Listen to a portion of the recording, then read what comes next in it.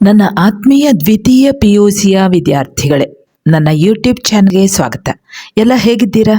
ಇನ್ನೇನು ಮಧ್ಯಾವಧಿ ಮತ್ತು ವಾರ್ಷಿಕ ಪರೀಕ್ಷೆಗಳು ಸಮೀಪಿಸುತ್ತಿವೆ. ಅದಕ್ಕಾಗಿಯೇ ಶಿಕ್ಷಣ ಇಲಾಖೆಯು ಕನ್ನಡ ಪಠ್ಯದ ನೀಲನಕ್ಷೆ ಬ್ಲೂ ಪ್ರಿಂಟ್ ಸಿದ್ಧಪಡಿಸಿ ಕಳುಹಿಸಿರುತ್ತಾರೆ. ನಾನೀಗ ನಿಮ್ಮ ಪರೀಕ್ಷೆಗೆ ಅನುಕೂಲವಾಗಲಿ ಅಂತ ಯಾವ ಪಾಠದಿಂದ ಎಷ್ಟೆಷ್ಟು ಅಂಕಗಳು ಬರಬಹುದು ಎಂದು ನಿಮಗೆ ತಿಳಿದಿರಲಿ ಎಂದು ಈ ವಿಡಿಯೋ ಸಿದ್ಧಪಡಿಸಿದ್ದೇನೆ. ಸರಿ ವಿದ್ಯಾರ್ಥಿಗಳೇ, 2023-24ನೇ ಸಾಲಿನ ದ್ವಿತೀಯ PUC ಕನ್ನಡ ವಿಷಯದ ಬ್ಲೂ ಪ್ರಿಂಟ್ ಹೇಗಿದೆ ಅನ್ನೋದನ್ನು ನಾವೀಗ ಗಮನಿಸೋಣ. ಶಿಕ್ಷಣ ಇಲಾಖೆ ತನ್ನ ವೆಬ್ಸೈಟ್ನಲ್ಲಿ ಅಧಿಕೃತವಾಗಿ ಪ್ರಕಟಿಸಿರುವ ನೀಲನಕ್ಷೆ ಬ್ಲೂ ಪ್ರಿಂಟ್ನಲ್ಲಿ ನಿಗದಿಯಾಗಿರುವ ಅಂಕ, ಜ್ಞಾನ, ಗ್ರಹಿಕೆ, ಅಭಿವ್ಯಕ್ತಿ, ಕೌಶಲ್ಯ ಅಥವಾ ಸೃಜನಾತ್ಮಕತೆಯನ್ನು ವಿಂಗಡಿಸಿಕೊಟ್ಟಿರುತ್ತಾರೆ. ಈಗ ನಾವು ಇಲ್ಲಿ ಬರಬಹುದಾದಂತಹ ಕನ್ನಡ ಪಠ್ಯದಲ್ಲಿ ಬರಬಹುದಾದಂತಹ ಆ ಪಾಠ ಮತ್ತು ಪದ್ಯಗಳಿಗೆ ನಿಗದಿಪಡಿಸಿರುವಂತಹ ಅವಧಿ, ಅನಂತರ ಎಷ್ಟು ಒಂದೊಂದು ಪದ್ಯ ಪಾಠದಿಂದ ಎಷ್ಟು ಅಂಕಗಳು ಬರಬಹುದು ಅನ್ನೋದನ್ನು ಕೊಟ್ಟಿರ್ತಾರೆ. ಇದನ್ನು ಮೆಲ್ಲನೆ ಗಮನಿಸುತ್ತಾ ಹೋಗಿ ವಿದ್ಯಾರ್ಥಿಗಳೇ. ಮೊದಲಿಗೆ ಪದ್ಯ ಕದಡಿದ ಸಲಿಲಂ ತಿಳಿವಂದದೆ, ಇದರಲ್ಲಿ ಬರುವಂತಹ ಅಂಕಗಳು 7 ಅಂಕಗಳು. ಎರಡನೆಯದು ವಚನಗಳು, ಇದರಲ್ಲಿ 5 ಅಂಕಗಳನ್ನು ನಿಗದಿಪಡಿಸಿದ್ದಾರೆ. ಮೂರನೆಯದು ಇನ್ನು ಹುಟ್ಟದೇ ಇರಲಿ ನಾರಿಯರು ಎನ್ನವಲು, ಇದರಲ್ಲಿ 8 ಅಂಕಗಳನ್ನು ನಿಗದಿಪಡಿಸಿದ್ದಾರೆ. ಇನ್ನು ನಾಲ್ಕನೆಯದು ಪಗೆಯಂ ಬಾಲಕನೆಂಬರೆ, ಇದರಲ್ಲಿ 4 ಅಂಕಗಳನ್ನು ನಿಗದಿಪಡಿಸಿದ್ದಾರೆ.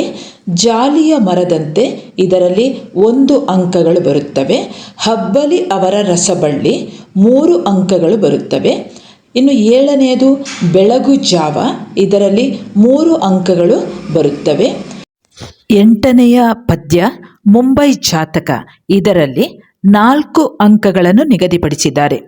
ಯಾವುದಕ್ಕೆ ಎಷ್ಟು ಅಂಕಗಳನ್ನು ನಿಗದಿ ಮಾಡಿದ್ದಾರೆ ಅನ್ನೋದನ್ನು 1 ಅಂಕ ಇರ್ಬೋದು, 2 ಅಂಕಗಳಿರ್ಬೋದು, 3 ಅಂಕಗಳಿರ್ಬೋದು, 4 ಅಂಕಗಳಿರ್ಬೋದು.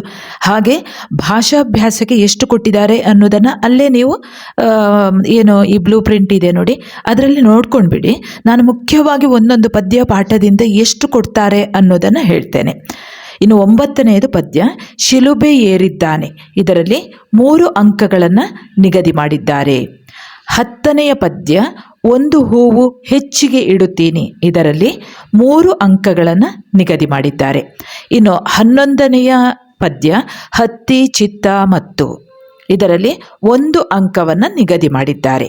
12ನೆಯ ಪದ್ಯ ಒಮ್ಮೆ ನಗುತ್ತೇವೆ, ಇದರಲ್ಲಿ ಒಟ್ಟಿಗೆ 1 ಅಂಕವನ್ನು ನಿಗದಿಪಡಿಸಿದ್ದಾರೆ.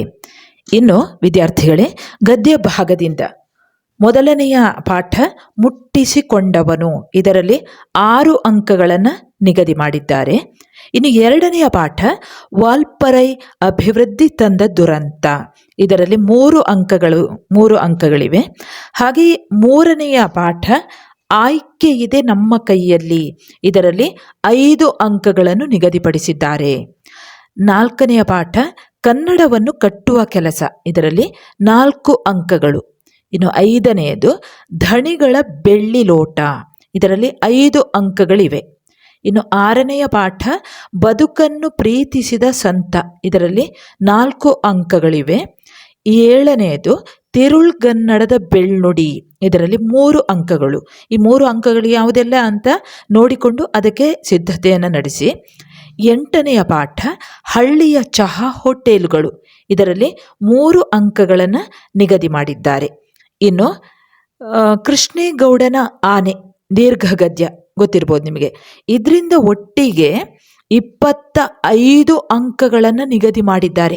ಸರಿಯಾಗಿ ಓದ್ಕೊಳ್ಳಿ, ಇದರಿಂದ 25 ಅಂಕಗಳು ಕೃಷ್ಣೇಗೌಡನ ಆನೆ ಅನ್ನುವಂಥ ದೀರ್ಘಗದ್ಯದಿಂದ ಬರ್ತವೆ. ಇನ್ನು ಭಾಷಾಭ್ಯಾಸಕ್ಕೆ ಸಂಬಂಧಿಸಿದ ಹಾಗೆ ಒಟ್ಟಿಗೆ ಎಷ್ಟು ಅಂಕಗಳು ಇವೆ ಅನ್ನೋದನ್ನು ನೋಡಿಕೊಳ್ಳಿ. ಒಟ್ಟಿಗೆ ಇದರಲ್ಲಿ ಎಲ್ಲವನ್ನು ಸೇರಿಸಿ 12 ಅಂಕಗಳಿವೆ. ಇನ್ನು ಪ್ರಬಂಧ ರಚನೆಗೆ 4 ಅಂಕಗಳು, ಪತ್ರಲೇಖನಕ್ಕೆ 4 ಅಂಕಗಳು, ಒಟ್ಟು ಒಟ್ಟಿಗೆ ನಿಮಗೆ 121 ಅಂಕಗಳು, ಅಂದರೆ ಇಲ್ಲಿ ಆಯ್ಕೆಗಳು ಎಲ್ಲವೂ ಬರ್ತವೆ.